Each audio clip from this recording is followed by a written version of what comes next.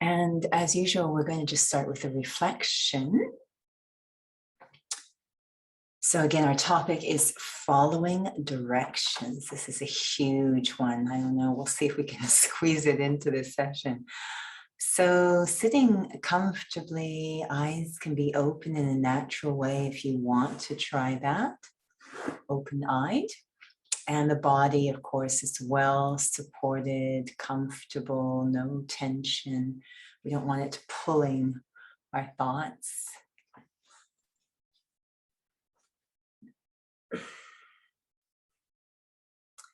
And the feeling that every soul, including myself, we all want the same thing. We're all very similar under the skin.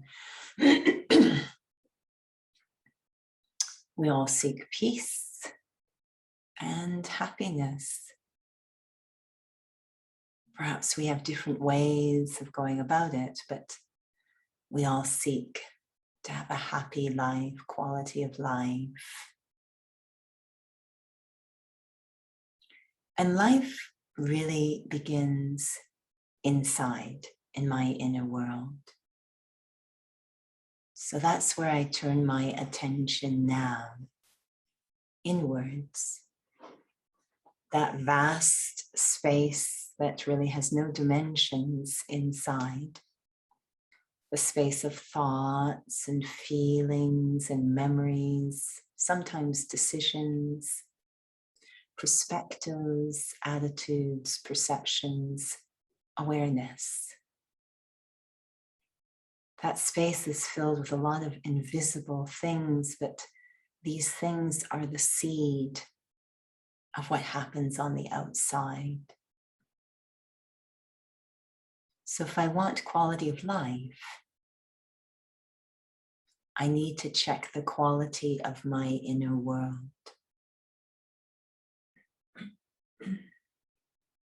We all have qualities that are very precious to us, that are very meaningful.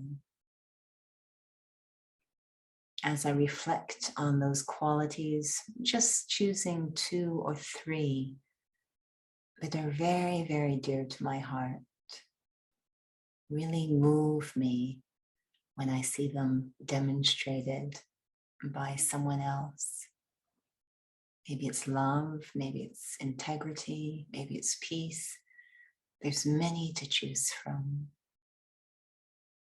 In silence, taking a moment to reflect, what 2 or 3 qualities are most important to me?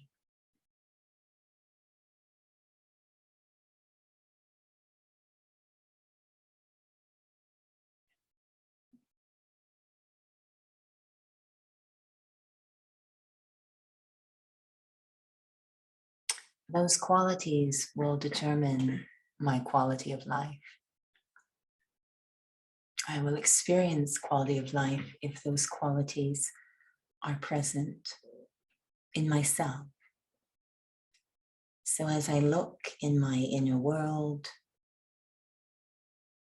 is there the feeling of those qualities I selected? Are they present in my inner world? Are they stable in my inner world, always there? And is there a method to make them present or stable in my inner world, given they are the foundation of quality of life for me? I will be happy and at peace if those qualities are present in my inner world. What is the method to make them present and stable?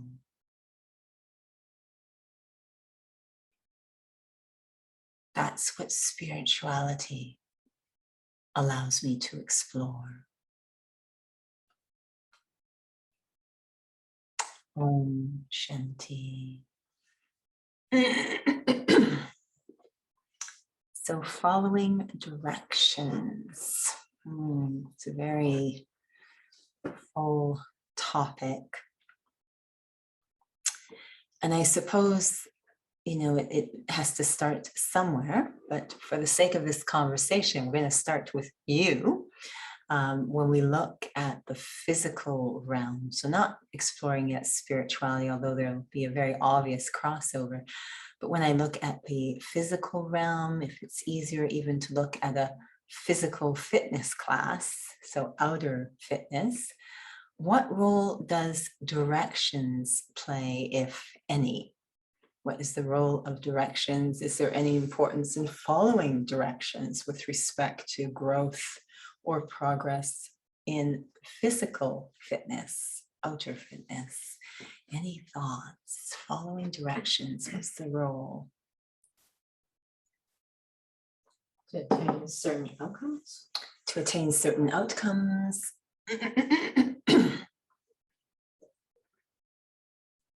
You're trusting those directions are leading to proper progress, proper growth.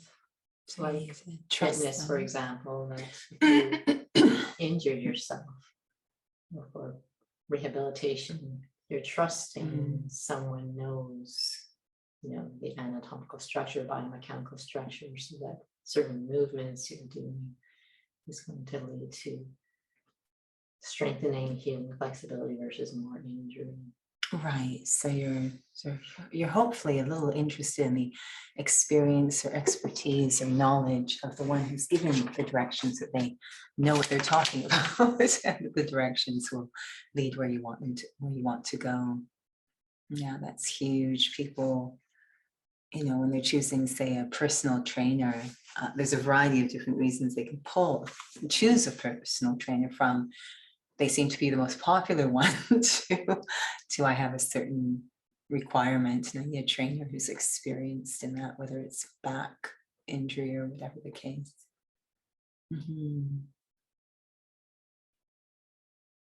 Anything else on the role of following directions in outer fitness?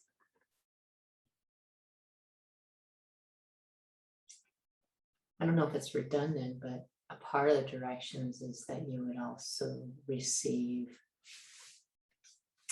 I guess, education or clear indicators if there is progress, milestones of some sort. It doesn't have to be physical fitness, but right. So signs and signals that I actually am following the directions.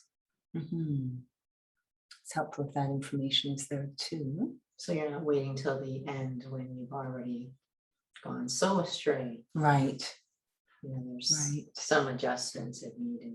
Right. So it helps to sort of guide the process, having signs and signals. I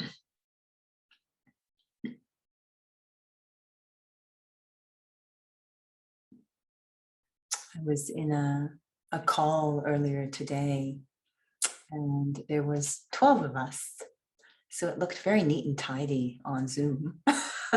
And I was very touched by what, whenever I'm in there, there's this sort of feeling of seeing the specialities of each one.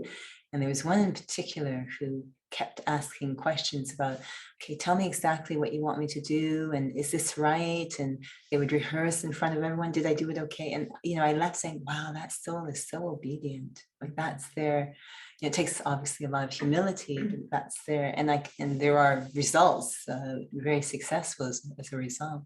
I was really touched by their concern to hear the directions, follow. There was a lot of that today because we're having technical glitches. They'd always come in, I'm sorry, I think I lost what you said. Can you repeat what you said? I want to make sure that I do it right. So everyone was very concerned about following directions. And it was actually very touching to see. So when it comes to anything, really any path of transformation, directions are critical.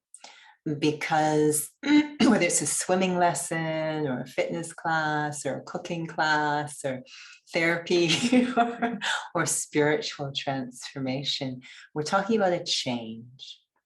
And, there's that wonderful quote, if you do the same thing, expecting different results, that is insanity. right? So we become very habituated in what we do. And so we do need some sort of guidance of what we can do differently. And so directions are going to be really important, rather than, as we say, following the dictates of our own mind, the habits we've been doing. I need from an external experience source, as you were saying, new directions. And it's very important, that setup, which we call aim and objective. I have to be very enamored with the objective or outcome, where I'm trying to get to. I have to be really, has to be meaningful, invested in it, whatever the case might be. So I have to have a clear objective. And then I want to make sure I have the right directions or method to get there. And that's where the experienced trainer comes in. So the directions are going to be central. And when we look at spirituality, the oldest scripture of all the scriptures, the oldest one, the mother of all scriptures, is called the Srimad Bhagavad Gita.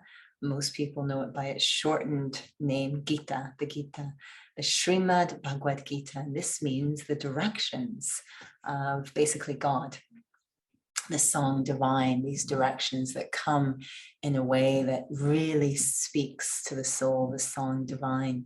So the oldest, when we say scripture, it's like a script, it's a manual for what we need to do. This is how important directions are, that it actually is the very name of the oldest scripture. So first step would always be, what is my objective? What am I trying to achieve or attain? And sometimes we don't even know. We just don't know. I see this in fitness a lot. One of my favorite retreat moments on this particular exercise of articulating our objective is a long time ago. It was a retreat. There was the facilitator and a group of us, and she was trying to really drive home this point of being clear about the objective. When I say clear, I mean getting to the seed, drilling down to the seed.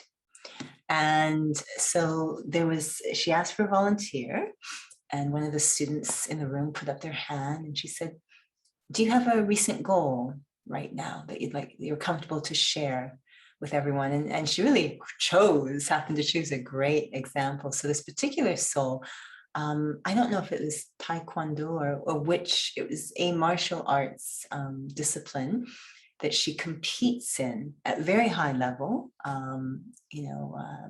national, international level. And she says, I want to do well in this particular discipline. And so the facilitator just asks, why? Why? And she said, well, because, there's that kind of sense of personal achievement. She just kept asking why. It was fascinating listening. She allowed the soul to drill down. Why? She's, well, to be able to compete in a clean way. The industry is completely saturated with steroid use and drug. I want to compete in a clean way. This is why? So we're starting to get from the thing to the quality. Well, it's a question of integrity. Why? And at the end of it was, I will be happy. If I can compete with integrity, I will be happy. So happy seems to be that objective. And her drilling allowed us all to understand what is the source of happiness. When I operate according to my core values, I am happy. So this is great, because this is what spirituality specializes in. So once that penny kind of drops, that I understand that, I want to be happy, and that's a very understandable objective, and I understand what the source of happiness is, operating according to my core values, then, okay, I've got my objective clear. I have certain core values. Sometimes we call it beliefs or integrity or even religion. I want to operate in alignment with that. And then I think that the greatest possession anyone can have is a clean heart. this is happiness, where my conscience is clean, my heart is clear, absolute at peace with the self, because I am operating in alignment with my religion or core values. So this is the objective that spirituality explores. It's not denominational at all. It just looks at what are your core values and how can I have the power and wisdom to operate in accordance with them. Great. So now I need the method. I know what I want. I need the method. And we begin to see where things go horribly, horribly sideways in terms of being able to operate in alignment with our core values. So I want you to just take a moment to reflect on what interferes in my being able to operate in alignment with my core values. What interferes?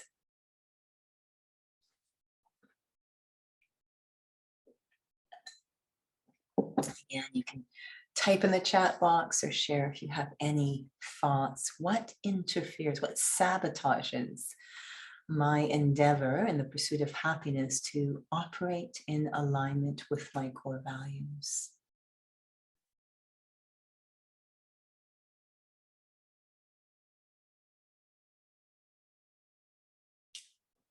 Ego, bingo! You get the prize. Ego, which we say in a very beautiful way in Raj Yoga. Really, our self-respect is gone. So ego, absolutely ego, fear. You know, I was reflecting as I sort of, spoke that question. I was reflecting on a moment that I experienced sadly, repeatedly in high school, which is when our sense of image, our sense of self is probably starting to really fall apart. We call it peer pressure. And I remember so many times when, my core values to respect others, to have really pure thoughts for others. And then there was peer pressure. And I would see people being, bullied, and I didn't stand up for them. I didn't do anything. And inside I was dying, and so I'm not proud of this fact. And I'd like to think if I went back, it might be different. But at that time, the ego was just starting to emerge. There was fear, there was insecurity, the confidence is starting to erode. So this is when it starts to sort of fall apart. So yeah, ego's huge, desires are huge. We have a list of 5 things that interfere. Makes it very simple. We think it would be easy to identify, but they are very good at camouflaging themselves so that we often rationalize our behavior. But they are ego, top of the list, ego.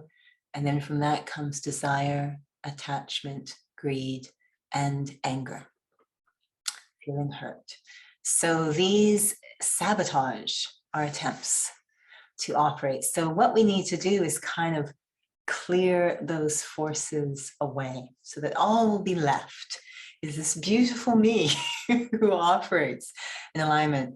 That is a massive endeavor to clear away those 5 forces. I'm going to need help.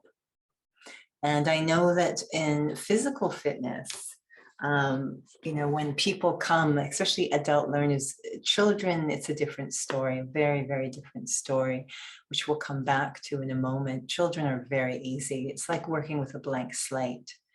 They don't yet have any habits that you have to unlearn.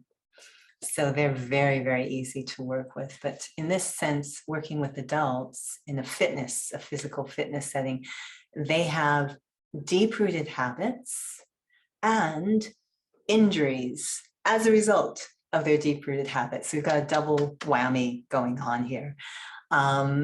Very, very challenging to work with. When I think about the handful, I haven't worked with many clients, but the handful, you have to get super creative. You're trying to do, it's always the same thing. There aren't different types of alignments for different bodies, the principles of alignment, healthy alignment, it's the same for everybody. Right? So we know we're always trying to get to the same place, proper alignment, but you have to get very creative because different things have happened to different bodies. And also different people learn in different ways. So you're saying the same thing all the time, but you have to get very creative in terms of communicating that to the client and how you're going to use equipment and situations to get them to feel that alignment. Crazy creative. When you watch personal trainers on the floor, they're just doing strange things. I've seen the craziest stuff just to get clients to experience proper alignment. And it's so challenging to give directions on proper alignment and have them actually be followed to a T. It's extremely, extremely rare. For the reasons already indicated, we have those deep habits and we have injuries. So you begin to see, and we've talked about this so many times, you begin to see various things happen when directions are given, whether it's in a collective or an individual setting. About 5 things can happen. The first, of course, is the direction is given, the cue is given, and the person doesn't even hear it because they're distracted. Yesterday, it's an interesting thing with personal trainers. They walk a very fine line because the bottom line is that sometimes clients aren't there just for physical training. In some cases, the trainer becomes almost a counselor. They need someone to talk to, they need company. So it's a very fine line that they're walking. So I was watching the session, they were just on the floor at the same time, and I thought, there's not much personal training going on. It's like, so because they kept having other conversations about other things, that's what the client wanted to do. Their following the directions was seriously compromised because there was so much distraction going on. So they're just not hearing the directions because they're thinking about other things, or their filters are kind of covering up the possibility of hearing. It's amazing. We've had so many experiences here at the center of giving a direction. It has to be repeated multiple times because it's simply not heard. Our capacity to hear is really wishy-washy. We mix it. It's a bit like what they say about reading, that if you have an excerpt, an extract of text, and there's typos, people won't notice them. We just fill it in. We have these filters and we fill them in. And our listening is a bit the same. We kind of have these filters operating, so we kind of hear things through those filters. So we're either distracted or mixing. So hearing the directions is super difficult as a first step. And then the second step, I heard the directions, but due to that ego, perhaps, I have a feeling, oh, they have nothing to do with me. It's Jane over there who looks like she needs some help, but not me. So we don't actually think the directions are relevant to me. So that can be very interesting. And we've had sessions as trainers about what to do about that without directly insulting the person. Saying, hey, you, I'm talking to you. How to make it clear. And I know that one of the methods I've seen used within this organization that's very, as we say, very respectful, maintains the dignity, is the directions given very clearly, but they kind of choose someone who can take the direction and not crumble, but it's not actually for them. They're kind of a stand-in for the rest of us. So the ego's a bit sort of neutralized because it's not directly, so I can actually maybe hear. So to realize, okay, that's I can always learn. I can always learn from what's going on. So really realizing, yes, that direction is relevant to me. We always have room for growth. So have I heard the direction cleanly, not distracted or mixing? Do I realize, yes, I can learn from that direction. It's for me. So maybe I was lucky to get that far. And then the next level, I heard the direction, but and I think it is relevant, but I'm simply not capable of following that direction right now. Given my level of fitness or where I am inside, I'm just not capable. So I'll need what's called a progression or adjustment. And I always appreciate when a client, you give something, I said, look, I can't do that right now. Can you give me a progression and adjustment? So wonderful. That's called honesty. And that is so useful to have when following directions. So that's fine. The next level, which is what we would love to happen, is I heard the direction cleanly. I realize it's relevant to me. I can grow from it. Yes, I believe I am capable of doing it at this time, and I do it. So I execute the direction as it was given. This is very rare. But as you was mentioned earlier, there's signs and signals, right? So if I'm following the direction, often you say, then you'll feel this or this will happen. So different signs or signals are really, really helpful. So if I am following directions, then I should, for example, in spirituality, I should feel lighter, easier, happier if I'm following the directions. And then the fifth one, which is the interesting one. I heard the direction. I think it's relevant to me. And I actually think I am following the directions, but in truth, I am not. And this is what the mirror at the front of the room is ideally for, is that I use the mirror to check what am I doing relative to the directions I've been given. Now, many people use the mirror at the front of the room just to see, do I look good? But it's actually meant to help me to check my alignment.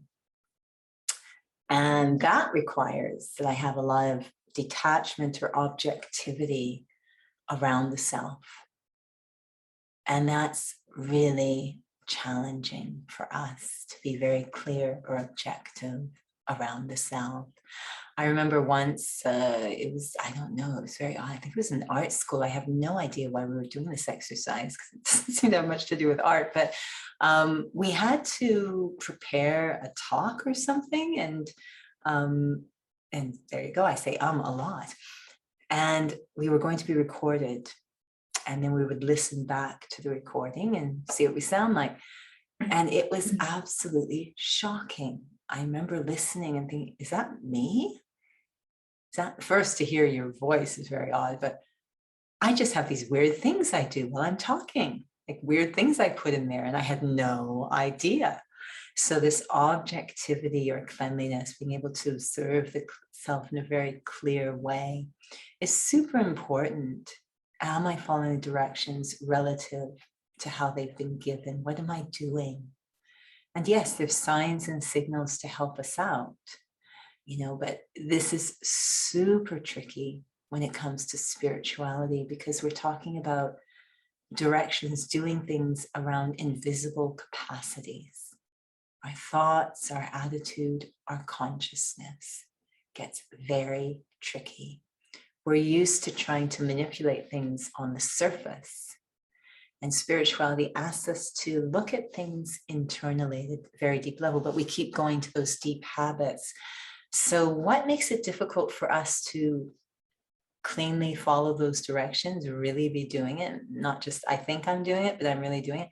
It's again, those habits and those injuries. Block it big time. So one of the classic things that we see happening with respect to spirituality is, be nice, be good, be kind. And so off we go and do our habits, do what we think is the way to be good, be nice, be kind. We have gestures and words, and this isn't actually how spirituality works. So we're often running, thinking we're following directions because we're performing gestures and saying words, etc., that are nice and kind and good. But spirituality says, as physicality does the exact same thing, it says, before you perform any action, before you add any movement, check your alignment. So this is a key direction. Many fitness providers will say this is the most important thing, is core stability or alignment. So even as you're sitting there now, you're probably paying no attention to your alignment. But anytime that we're fighting gravity, sitting, standing, this is what's keeping our spine intact. So before I even add any movement, I want to first check my alignment. That's the direction. Check your alignment before you add movement.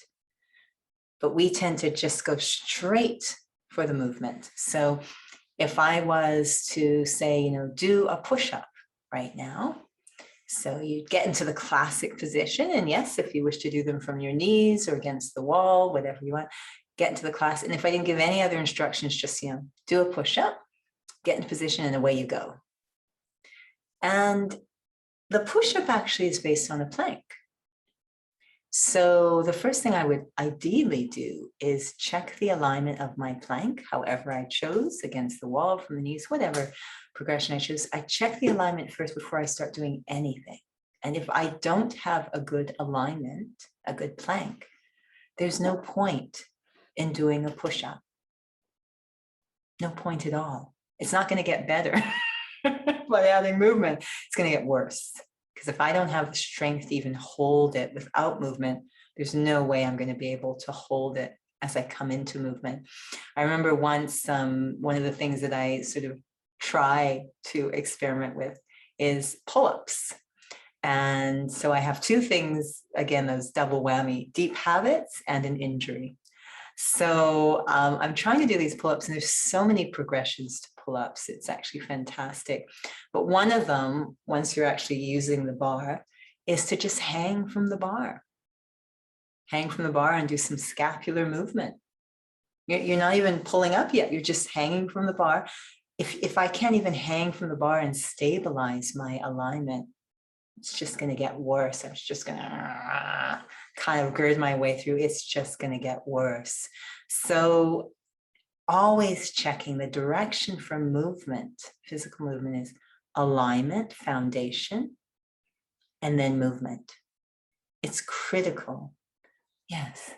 It's interesting you were sharing about the push-up. I was talking to somebody about, it was more of a spiritual thing. I was thinking about, not sure what the other soul was thinking about, but we're talking about the push-up, and at least I don't have the core to be able to even just do a classic push-up. I would need to do a modified push-up. She's saying, I don't want to do a modified push-up. It doesn't look good. Right. But I was thinking about, again, the ego. Yeah. Like, to even follow directions, to be able to maybe work towards it, that there's even ego to even do something that's absolutely, I'm not sure what you call, like a precursor step or something. Absolutely. And a good trainer will give, and they often have to break down, souls who feel that they're doing it, they will break it down and say, we're going to go, we might use the word back, but we're going to return to the foundations, the basics, and just make sure that we get those in place and build up again from there.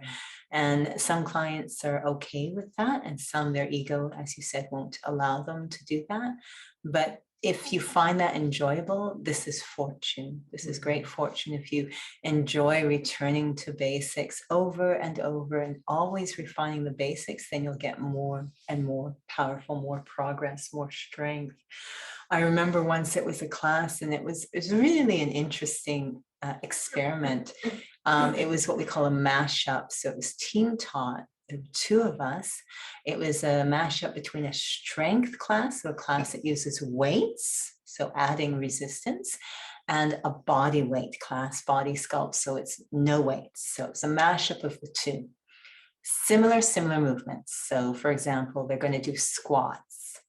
You're going to do a series of squats with a bar and a series of squats with no additional weight, just body weight. It's very interesting to watch. So I was the body weight portion, and it would be back to back alternating. So they did their set with weights. The weight is racked behind, which I find can be a big big problem for many, many souls, what it does to their alignment, but it was racked behind. So they're doing them, they're going to town, they're very happy, and then they're going to put it down, they recover, and they're going to do a body weight section of squats. Same exercise, but no weights. Now, which do you think would be easier? Or maybe I should ask, where do you think they would fail first? With the weights or without the weights? Fail first with the weights. With the weights. Common sense would say, they've got this big weight on their back. They're going to fall apart with the weights before they... Actually, no, they fell apart with the body weight. They were dying. Because we asked, we said, I want your entire body to be properly aligned. Your entire body. And the moment they had to do it with correct alignment, they started to fail earlier, even though they had no weight. And I've been in classes where, we're warming up, we're rehearsing the alignment and the warm up for the exercise to come. And I remember this one time, and I felt it was quite funny. They started to get the weights and I said, look, if you can't do this without weights, put your weights down now. There's no point in doing it. And usually they ignore you, but they all started to put their weights down. I was like, wow, that's pretty honest.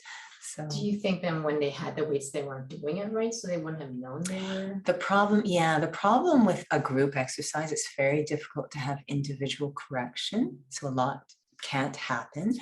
But you see it very often with a weighted exercise. Their midline split, their upper body, their core collapses under the weight. It's very common.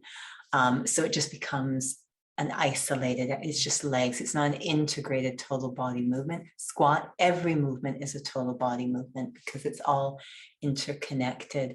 So it just becomes sort of a lower body exercise. Their core is basically almost shutting off. So, that can go on for days because it's actually going out of their legs into, they're using lower back, all sorts of things.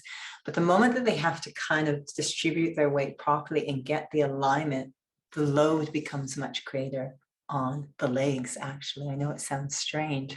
So they actually, once they had to do proper alignment, and this goes for all exercises. This is why, something like Pilates doesn't do high reps. One of its core principles is efficiency, which means correct alignment. You're not going to do high reps in a Pilates. You don't need to. Just a few reps done with beautiful alignment achieves great growth results in terms of strength and well-being. Doing multiple reps with poor alignment doesn't really get you anywhere other than maybe an overuse injury. So they don't even know that they're actually failed already, but they won't be able to see. Yeah. It's really a fascinating topic. So in terms of fitness, always alignment first, foundation, and then add movement. This principle is key in spirituality. So when we say be nice, that's the movement part. That's the action interaction. What alignment is required? So saying be nice is really a shorthand, just like squat is a shorthand for a very long direction. The full direction is stabilize your core, get your foundation. There's a whole checklist it just takes too long to go through. Now squat. So when we say squat, it's shorthand for a whole series of directions. It's the same thing with be sweet, shorthand for a whole series of directions. What is the foundation? And the foundation, if alignment is what we do with the body, awareness is what we do in spirituality. What awareness do I need to be in order for there naturally to be kindness and sweetness? Because if I'm not in that awareness, the kindness and sweetness will have that other stuff mixed in. The ego, the desire, it will all be mixed in there because the alignment or awareness neutralizes the other stuff. Just as when in fitness, I take the time to align, it's neutralizing the effect of those deep habits and past injuries.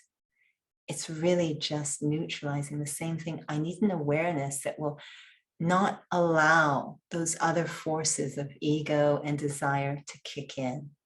Because otherwise I'm being sweet and I hope everyone notices how sweet I am. Right? It's very subtle, but that ego is actually behind the sweetness. How good I am.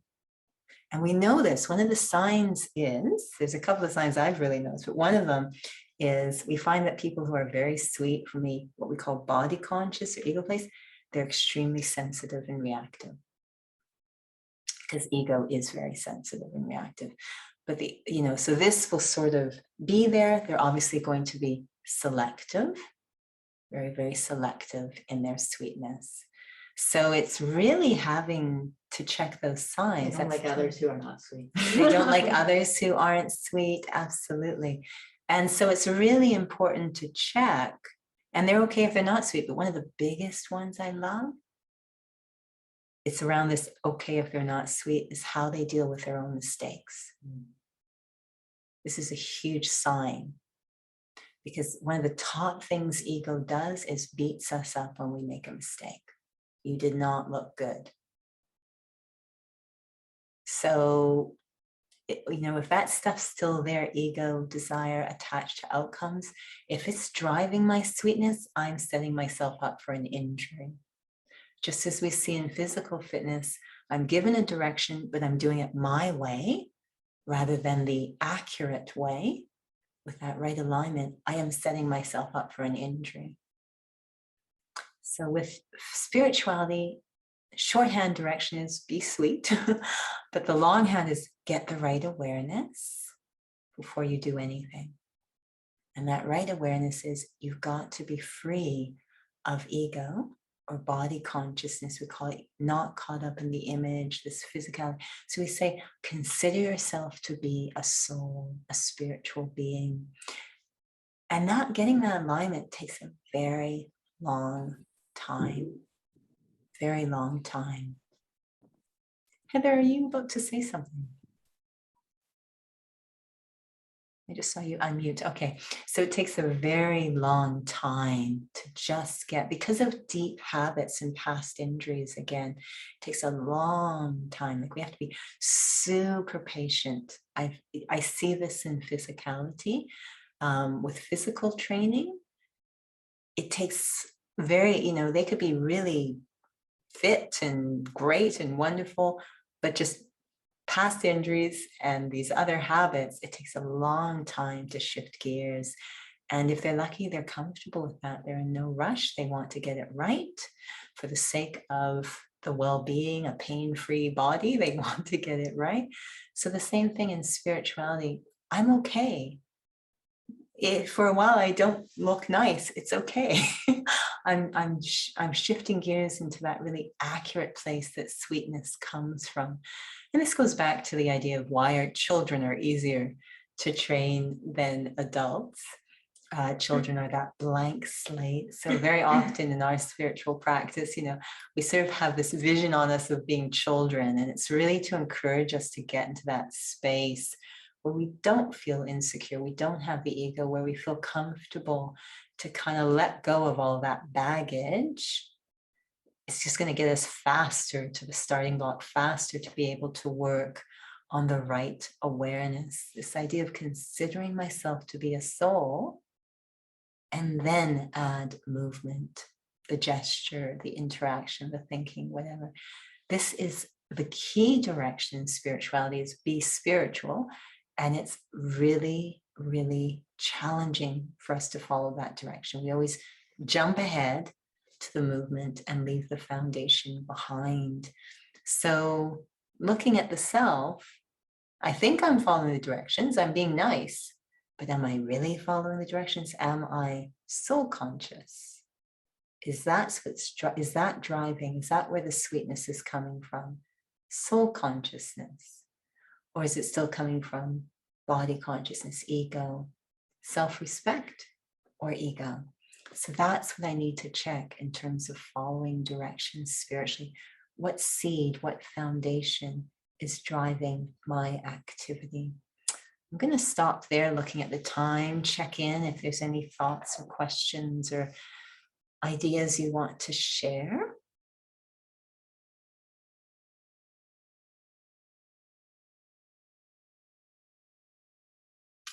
think that, about this being sweet, I know it's just one example. Yeah.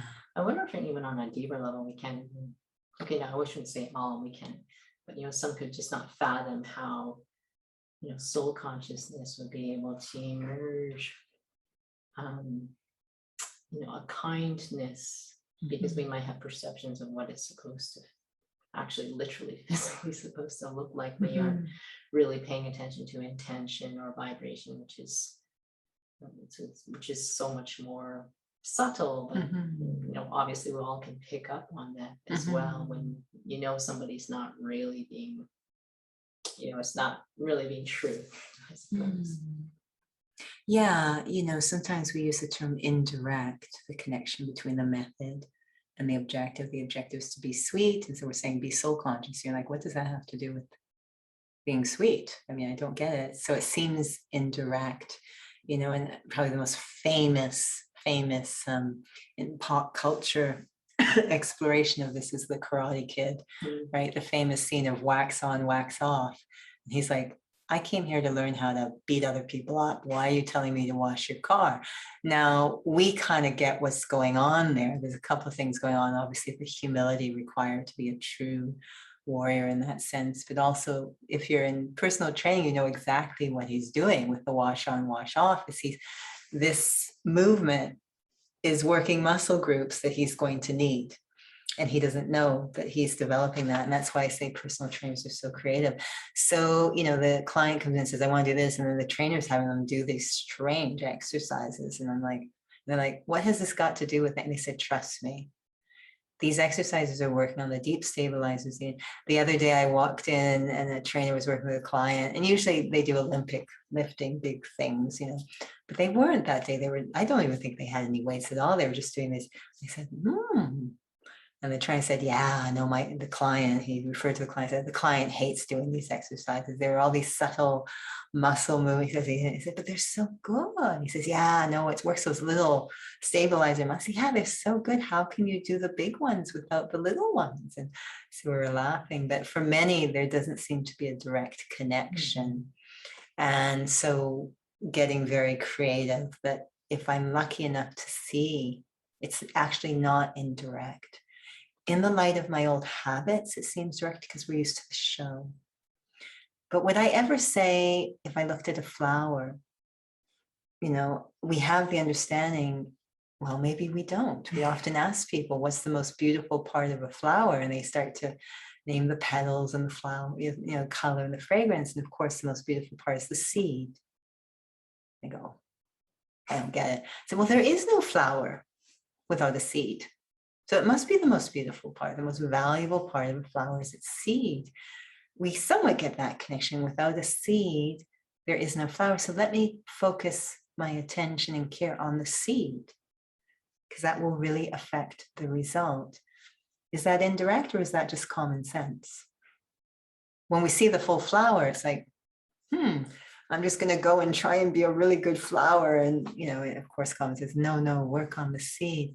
That's what spirituality is saying. So for us to be able to get that connection between aim and objective, between the method and the result, ego only looks at the surface. So it's very challenging for ego to understand this approach. It seems indirect, that if I focus on the seed, on the inside, on the foundation, then automatically there will be this result.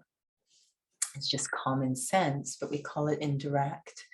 So spirituality, a lot of it is just kind of getting that through to us so we can be on the same page. But even then, the habits are strong.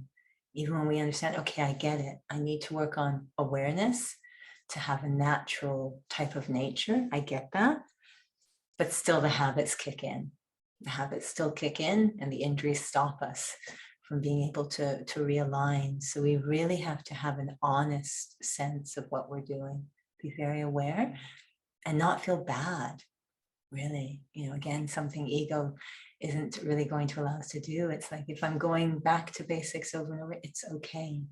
Tons of patience, not feeling bad, enjoying working with the basics, not worried too much about the show, knowing that those authentic results will come from honest effort, really accurately following the directions.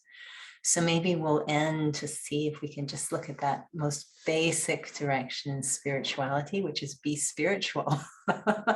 So this idea of I am a spirit, I am a soul, to be spiritual is the foundation of everything in spirituality. Sitting comfortably in one thought, I become very aware of my physical surroundings, what my physical eyes can see, my physical ears can hear, very aware. And this is very natural for me. It's effortless. This is how I go through the day without any conscious effort. It's become my habit to be very engrossed with the physical.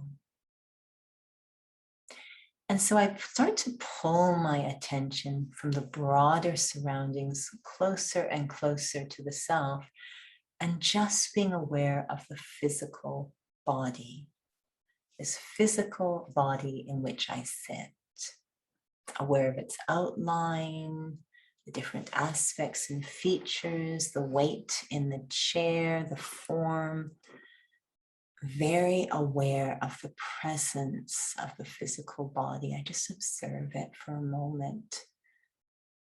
I rarely do this, so this is getting interesting. And then I get a little bit more subtle, going under the skin, so to speak, and becoming aware of the wonder of this physical body. All the time I've been sitting here, a lot has been going on in this body. The heart has been beating, pumping, and the muscles firing, chemicals reacting, synapses firing off, lots going on, hundreds of different functions happening I'm completely oblivious to. This body is a wonder. And I just take a moment to become quiet, to observe the more subtle aspects, the lungs breathing, the blood pumping, the heart beating.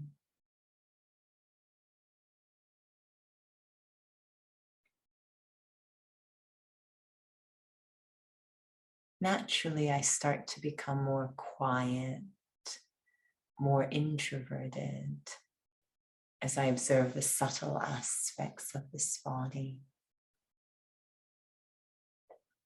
And then I start to become aware of just me, the one observing.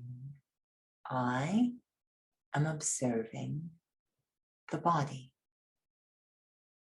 The body is not observing me. I am observing the body. This interesting relationship between me, the being, and the body, the humus, the matter. The body is simply made up of elements, hydrogen, carbon. But I seem to be made up of something different. Peace, love, forgiveness, patience. We seem to be two different things, me and the body.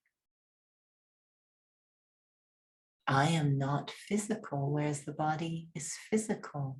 I can observe the body, almost as if the body needs me, the being, to function. But I don't need the body to exist. I express through the body, I need it for that. But if I was to separate from this body, leave, it would fall down, cease to function, become non-living again. So which is the greater wonder? The body is a wonder, but I feel it is separate from me, the being. the one who is operating through this body. So I become even more quiet, more introverted, as if going very deep inside into a non-physical space inside my inner world, to become truly aware of myself. I, the soul, the being, the thinking, observing being, sitting in this body, that place from which thoughts originate behind the forehead. I am very still, quiet, the observer, looking out through the eyes and listening through the ears. The body is a different type of energy than me. The body is physical. I'm very subtle energy, qualities, vibration, peace, love, patience.